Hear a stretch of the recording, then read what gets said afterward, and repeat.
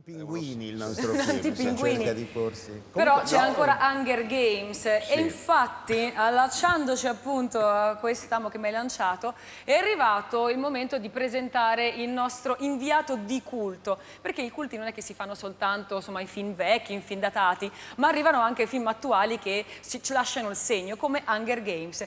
Quindi vorrei fare entrare G-Max con Cinemax.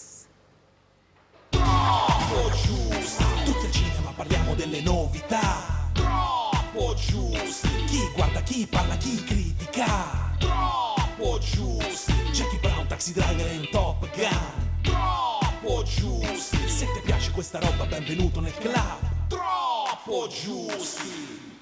Allora, Ciao Andrea. Ciao, benvenuto. Stavo dietro alle quinte e sentivo una voce e ho detto finalmente abbiamo un artista, insomma, un ospite internazionale, George Clooney. Invece sono entrato, ciao Francesco, lo so, vabbè. Sono meglio io però, stai tranquillo. Meglio te, sicuramente più simpatico. Più bello pure.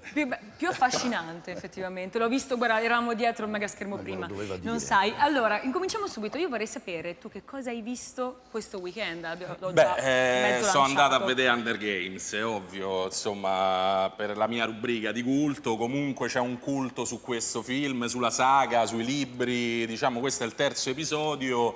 Ti ho portato anche una bella sorpresa, ti ho portato un backstage speciale che solo noi di Troppo Giusti abbiamo, io te lo farei vedere, intanto ti dico due paroline e ti dico quello che ho visto, che penso del film. Inizia il backstage, vedi? Allora, dunque, nel film ti faccio un piccolo cappello introduttivo. La nazione di Panem è formata dalla ricca Capital City e dai 13 distretti, capito? Ogni anno, come punizione per aver scatenato la ribellione anni prima, in ogni distretto vengono scelti un pischello e una pischella, tra i 12 e i 18 anni, per partecipare appunto agli Hunger Games, cioè che gli Hunger Games è un evento dove i tributi devono combattere in arena finché uno solo rimane vivo. Appunto, in questo terzo capitolo della saga, la nostra eroina Katniss diventa ormai la ghiandaia imitatrice della rivolta e si ritrova a affrontare la battaglia finale contro Capital City. E il problema dove sta?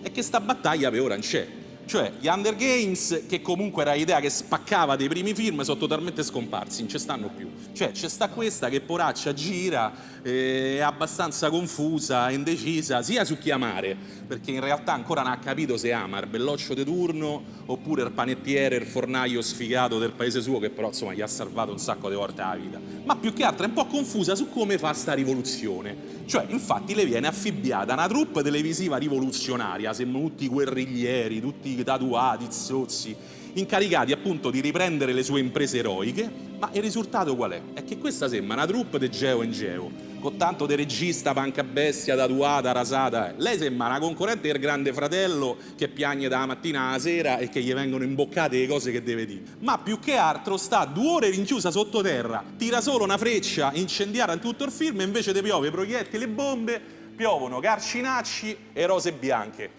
Hai capito che roba? E quindi me lo consigli? Ma insomma, diciamo, secondo me questo è un po' un primo tempo, diciamo che poi prepara la rivoluzione e la guerra vera del proprio film che arriverà poi il prossimo anno. Ma c'è due chicchette? Due chicchette ce l'ho. Allora, diciamo che la canzone che canta proprio Jennifer Lawrence nel film, cioè L'albero degli impiccati, molto figa, sta spopolando su iTunes ovviamente tutte le classifiche del mondo, prima in Cina, in Germania, Europa, America, insomma sta facendo una bomba, ma più che altro la chicca che poi mi ha cambiato il film e che secondo me, se anche tu la sai, te lo guarderai diversamente. Gira voce che il belloccio, il suo ragazzo, Liam Hemsworth, no? Il fratello di Thor, no?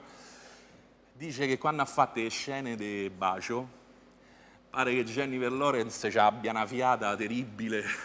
È vero, ti giuro, dice che ha problemi di alitella, di alitosi. Ma di una signora non si dice una cosa dice. tremenda, infatti il problema è che, insomma, te lo cambia proprio il film. Ma te lo sei vedi un così. disgraziato, ma non lo devi neanche dire. A me è piaciuto, G. Ma io ho sbagliato parecchio. A me Hunger dai, Games è piaciuto, è un film molto teorico, è un film marxista. Vabbè, Lo vedi che siamo? Cioè, alla fine siamo arrivati a È più renziano, i pinguini è renziano. I pinguini e renziano. Io volevo ringraziarvi, mezz'ora è finita, anzi abbiamo sforato. Volevo ringraziare tutti i nostri ospiti. Intanto parto da G che è accanto a me. Ci vediamo la prossima. Ci vediamo alla prossima. Carlo Freccero, grazie, sempre meraviglioso. Grazie Francesco Pannofino, sei stupendo.